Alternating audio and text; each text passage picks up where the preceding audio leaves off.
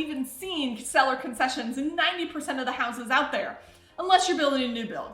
So what exactly are seller concessions? As a buyer, if you bought in the past 3 to 4 years, you didn't ask for what's called closing costs, which is what seller concessions are. It's the seller paying the buyer's closing costs. Well, what we're seeing, even though there's still a lot of buyers on the market, and even though there's still very few houses, and we're still very much in a seller's market, if your house isn't prepped right, if it isn't perfect, if it isn't beautiful, we are seeing that you're staying on the market. And we as buyer's agents are able to get seller concessions from you. So we are able to negotiate a price that you're okay with the fact that you're giving us closing costs. And you can get seller concessions multiple ways. You can get seller concessions at the very beginning. So when you put in your offer, you can ask for some closing costs right up front.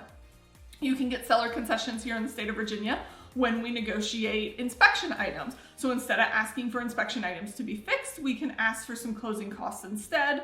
And those are the two major pieces that you get seller concessions from. And so you can ask for those things anytime you want. As a buyer, you can get up to 3%. If you're putting a certain percentage down, you can get up to 6% of seller concessions, and you can use those for varieties of ways. You can lower your actual closing costs. You can buy down your rate. You can do a 3-2-1 buy down or a 2-1 buy down to help your rate get lower if that's what you choose to do and what you want. It's all up to you and how you use it, and you and your lender can talk about all the different options, but those are the major ones that people use it for. Another thing that people get confused about with seller concessions is if we do any escrow account. An escrow account is not a seller concession.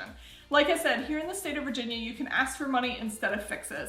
And some of the bigger fixes, what we do is we do an escrow account. So say you need a new roof or you need major foundational work, we can ask for whatever the amount that it's going to cost in an escrow account where the seller closes, they put this amount of money in an account with the lawyer holds on to it, and then when the work is done, the lawyer pays the person that's doing the work. This I tend to go toward as a buyer agent because it protects you as the buyer and makes sure that we get the work done properly and by somebody that we know is going to do a great job, and you don't have to deal with it another time, where sometimes if the seller does it, not lying, they just want to get out of their house, so they don't always hire, the best person. They're going to hire who they know, or they're going to hire somebody that's inexpensive who may do the work great and may not.